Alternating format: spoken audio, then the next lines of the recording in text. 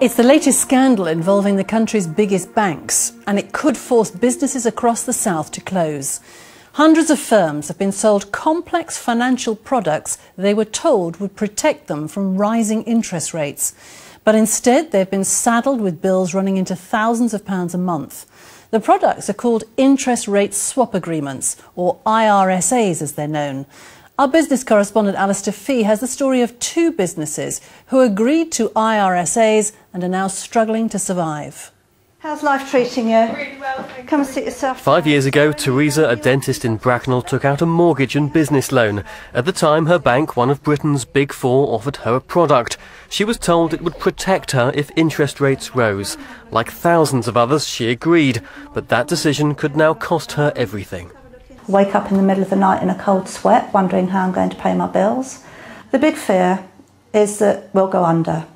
That means the business will fold, my staff will lose their jobs, I won't be able to pay my suppliers, I'll go bankrupt, I'll lose my house. Businesses like this one were told that if interest rates went high, this product would cover any additional costs. What they weren't told is if that interest rates fell, they wouldn't benefit at all. Instead, they'd incur an additional charge every month, running into thousands of pounds. The Federation of Small Businesses says 40,000 firms are caught up in the scandal. Among them is this nursery. So far, it's cost them £100,000. They insisted that we took out the interest rate swap as a condition of the loan to protect us if the interest rate went up, but there was no mention of what would happen if the interest rate went down. You know, for us, we've survived, but I'm aware of a lot of other businesses that are on the verge of bankruptcy or have gone bankrupt. The Financial Services Authority says banks are now running pilots to review how these products were sold. All the major banks have signed up to that process, and compensation will be made on a case-by-case basis. I doubt very much whether they will be taking responsibility to the satisfaction of virtually all of those affected. But they appear to be taking responsibility within the scheme. The question is timing, and ultimately will be quantum for those affected. How much will the banks offer to pay back, or what redress will they offer in due course? For many, it's not good enough. Every month, Teresa pays out £3,000 to the bank who sold her this product. She can no longer afford to pay herself a salary. If the situation's not resolved soon, her business could close after 20 years. Alistair Fee, BBC South Today. A short while ago, I spoke to Bill Haslam. He's the director of the campaign group Bully Banks, and I asked him just how extensive the problem is.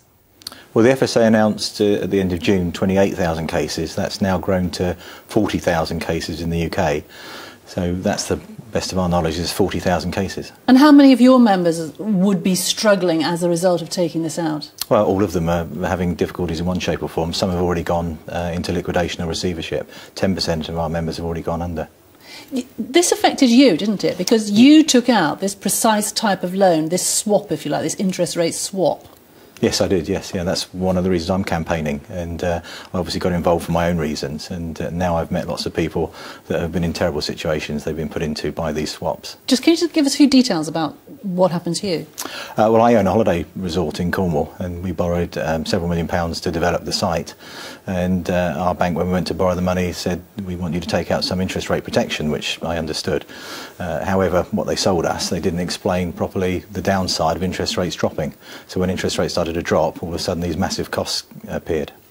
I mean, the FSA says that the banks have now signed up to revising these claims. Do you satisfied then that they're going to look at this more carefully? Well, they are looking into it now. There's a pilot scheme underway presently, but we're not convinced the pilot scheme is going to give the results that we feel are deserved. So what do you want? What are your members wanting then? What do you want? Well, if you've been missold something, I think you should get all your money back, primarily, and consequential losses, because obviously it's been very damaging for lots of businesses.